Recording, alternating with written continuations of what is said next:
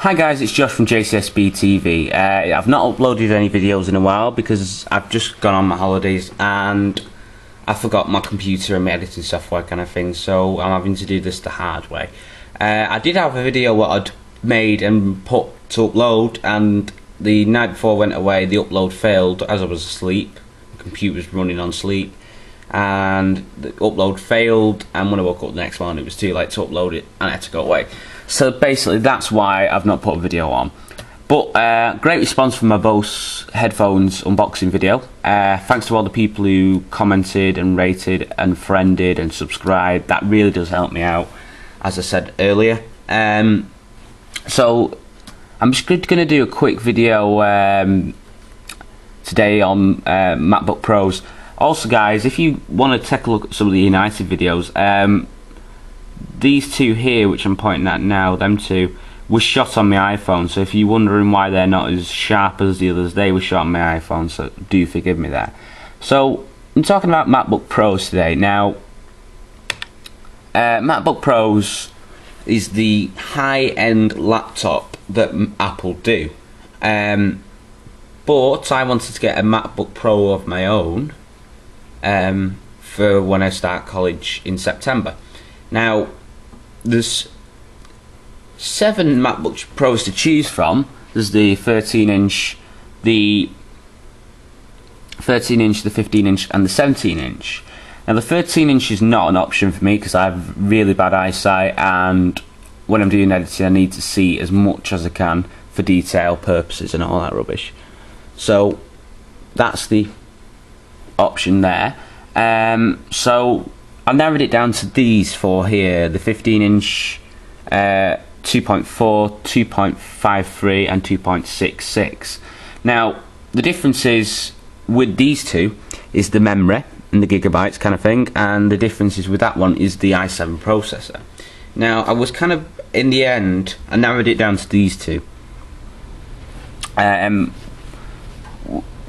I was basically trying to decide whether to have an i5 or an i7. There's not that much difference between them if you look at the specs, if you do a Geekbench or something like that, but when it comes to Final Cut Express, Final Cut Pro, rendering, compressor times, that kind of thing, it does affect it. The guy from Technus Lunch and Dinner, I hope I said that right, did a comparison a couple of months back where he did a side-by-side comparison with the i5 and i7.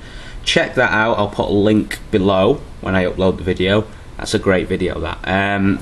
So that really helped me out. So I'm kind of swaying towards the i7, sheerly because of the power behind it.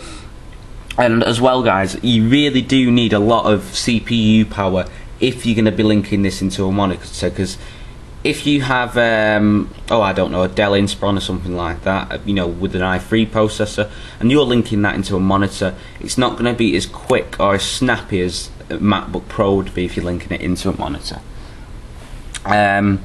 So yeah, I'd be going for the i5 or i7. Still undecided, but I'll decide on the day. If you're going to order it, obviously you have your memory upgrades, your hard drive upgrades, your screen upgrades. Could I just say as well guys, I have seen all 3 options of this computer, and I don't know if it's my eyesight, but they all look the same. The only one that looks different is the anti-glare, and that's only because it's got a metal bezel around the edge of it. There's really absolutely no need to be paying, let me just check that, bear with me. How much? £80 on top of your original purchase for a high-res screen. If you graphics design, yeah, go ahead. If your company will pay for it, got a gyro burning hole in your shell suit, but that might be an option for you. Also, the Apple Cinema display will be coming down in price in October, late November, because they're bringing out a brand new 30-inch, so it'll probably drop the price about £100. Then you've got all these options, of course, which none of them I'm going to touch besides the Final Cut Express and the Apple remote. Might touch one-to-one, but I don't think I will need it. Yeah, as I said, I'm in the States, so I'm undecided whether to buy it at home, where you can get a student discount, or in the States, where you won't be guaranteed to get a student discount, but I'll try my best American accent to do otherwise. So yeah, I'm undecided. The pricing's a little bit, it looks a lot in America, but trust me, it's not. It's probably about the same price, a little bit less in pounds to the dollar. I think it's $1.49 last time I checked, but we bought our dollars at 1.660 a couple of weeks back when it was at 1.6. So might buy it in American dollars, because as I said, I've got funds in the UK to buy it with, and I could just dip into my funds for a cinema display or some editing software or whatever. So I'm only going to be buying it with the editing software and a remote. I'm not going to be buying any cables or time capsules for now, for the meantime. But a really good hint and tip here, guys, if you are an avid editor, there's a silver Western Digital 500GB hard drive going for about just under £100 in the UK, a bit over that in the US, probably about $130, which is the same kind of silver as the MacBook Pro. Quite a few people who I know have it, and it really does match well. It's kind of a cheaper option to get in a time capsule, because I don't think anybody really wants to put a time capsule in the bag if they're travelling somewhere, you know, and you need to store it. Because if you don't absolutely max out your hard drive and stuff on your machine, on any machine really, any laptop that you've got, it will last longer.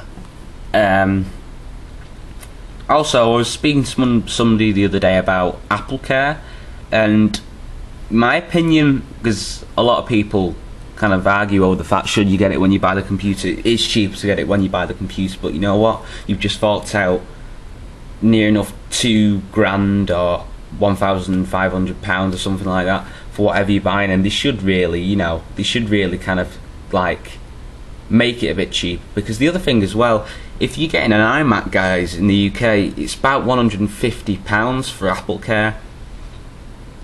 Now, there's probably more parts that can break on an iMac because it's all internal components, hard drives, RAMs, that kind of thing. And then on a MacBook Pro, because they're all closer together, I can't see how they're charging you more, really. I've never understood that myself, but might find out in later life what's all that about. But it's about £250, a bit more than that in the US, probably about $300 to $350 for AppleCare protection plan for the 15 and 17-inch MacBook Pro. It's a bit less than that if you've got a 13-inch, because obviously there's less working parts in it. So, yeah. Ooh, keep doing that. So yeah, I'm undecided, but I'll be definitely getting a 15-inch, which is that one there. This computer has a tendency to jiggle about when I'm doing stuff. So yeah, that's the one I will be getting for definite, a 50-inch, but yeah, as I said, I'm undecided to which one I'm going to be getting.